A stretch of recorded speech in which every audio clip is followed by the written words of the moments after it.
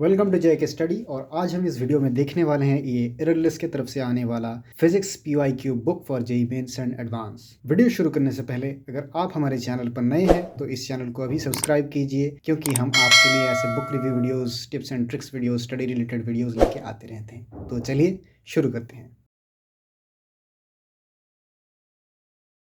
तो इस बुक का अगर हम एक बेसिक ओवरव्यू लें तो इस बुक में हमें जो जेईई मेंस एंड एडवांस दोनों परीक्षाओं की ही क्वेश्चंस हमको मिलते हैं और दोनों ही यहाँ पर मिक्स्ड हैं। ये बेसिक जो ओवरव्यू है इस बुक का। और हाँ, यहाँ पर सभी चैप्टर्स के हैं और उसके जो आंसर की और जो डिटेल सोल्यूशन दोनों ही दिया गया है।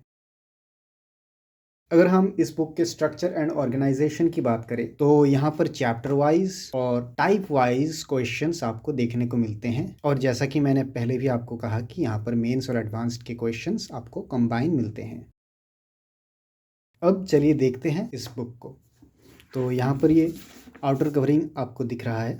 ये वैसे तो 2024 के लिए था, पर 2025 में भी जो किताब आएगा उसमें भी सेम वैसा ही क्वेश्चंस आएंगे और उसके साथ 2024 के भी ऐड हो जाएंगे। तो अगर आप जेईई 25 के एस्पिरेंट हैं, मतलब हैं 2025 के या 26 के, तो इस बुक को भी आप परचेज कर सकते हैं, या फिर 25 के लिए भी जो बुक आया है उसका भी लिंक मैंने डिस्क्रिप्शन में दे दिया, उसको भी आप फॉलो कर सकते हैं। तो यहाँ पर आप देख सकते हैं कॉन्टेंट्स पेज।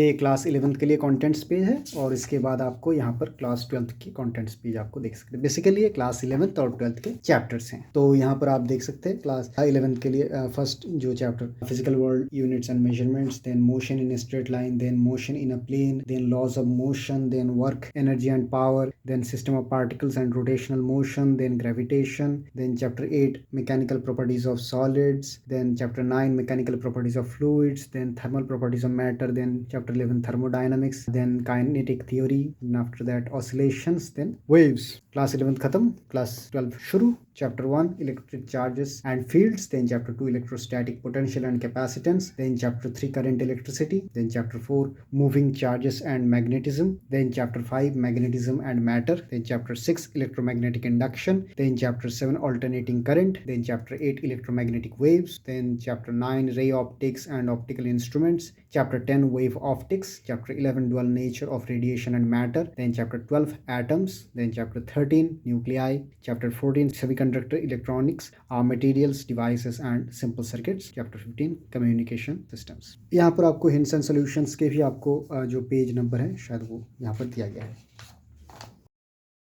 सो ये चैप्टर 1 है physical world units and measurements. जैसा कि मैंने आपको पहले भी कहा, इसके स्ट्रक्चर एंड ऑर्गेनाइजेशन में जो आपको चैप्टर वाइज भी मिलते हैं, टॉपिक वाइज और टाइप वाइज भी मिलते हैं। ये चैप्टर है chapter wise, then topic 1 unit of physical quantities, then type wise जैसे कि MCQs with 1 correct, then match the following के बाद देन सब्जेक्टिव टाइप प्रॉब्लम्स। यहाँ पर और एक टाइप का भी होता है जो MCQ with multiple correct answer type, जो एडवांस में होता है।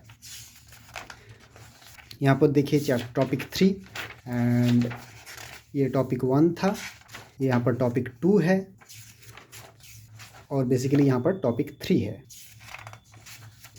और यहाँ पर आपको चैप्टर वाइज टॉपिक वाइज के बाद यहाँ पर और भी टाइप के क्वेश्चंस हो सकते हैं, जैसे कि मैंने आपको कहा कि MCQ विथ 1 और more then 1 correct answer, then comprehension और पैसेज बेस्ड क्वेश्चंस भी होते हैं यहाँ पर। और आपको हर एक चैप्टर के बाद आपको आंसर की यहाँ पर देखने को मिलता है, जो भी यहाँ पर आपको टॉपिक वाइज देखने को मिलेंगे। और अगर आपको इनका सोल्यूशंस देखना है, डिटेल सोल्यूशंस, देन आपको बुक के लास्ट में आपको रेफर करना होगा। यहाँ पर बुक के लास्ट में आपको जाना पड़ेगा और यहाँ पर एक हिंट्स एंड सॉल्यूशंस का सेक्शन होगा। यहाँ पर आपको इनका जो डिटेल सॉल्यूशंस है वो मिलेंगे, यहाँ पर आप देख सकते हैं।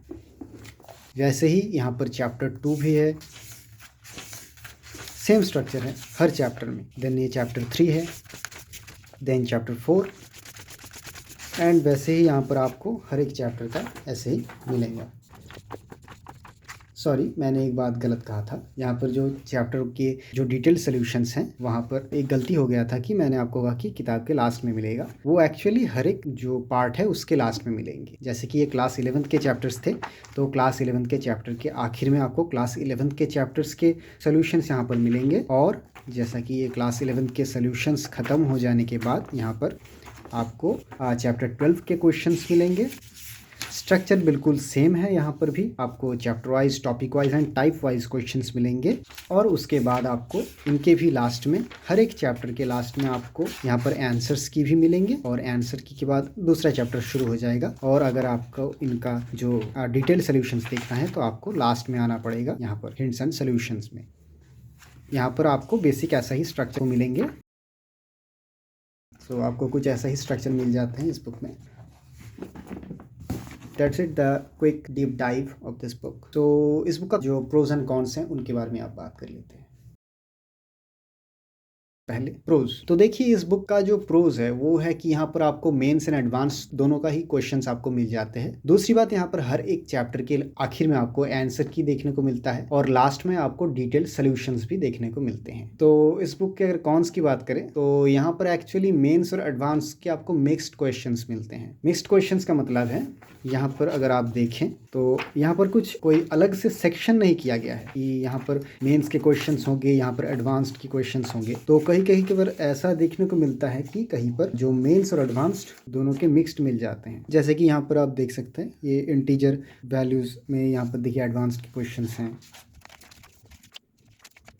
देन यहाँ पर आप देख सकते हैं कि मेंस के क्वेश्चंस हैं, फिर उसके बाद यहाँ पर आगे फिर एडवांस्ड के क्वेश्चंस हैं, फिर एडवांस्ड के क्वेश्चंस हैं, फिर यहाँ पर कुछ मेंस के क्वेश्चंस हैं। तो यहाँ पर कुछ मतलब मिक्स्ड हैं। तो ये आपको अलग से सेपरेट करके कि ये मेंस के क्वेश्चंस हैं और मेंस के टाइप हैं, यहाँ पर एडवांस के क्वेश्चंस, ये अलग नहीं किए गए हैं। पर यहाँ पर आपको चैप्टर वाइज, टॉपिक वाइज और टाइप वाइज क्वेश्चन अलग मिलते हैं। तो ये एक छोटा सा कॉन्स है। अगर आपको मेंस और एडवांस के क्वेश्चन अलग चाहिए तो उसके लिए आपको थोड़ा सा यहाँ पर लिखा हुआ होता है, तो आपको खुद से सेपरेट करना होगा। बट ऐसा कोई बात नहीं है, पर एक छोटा सा कॉन मुझे लगा तो आपको बता दिया।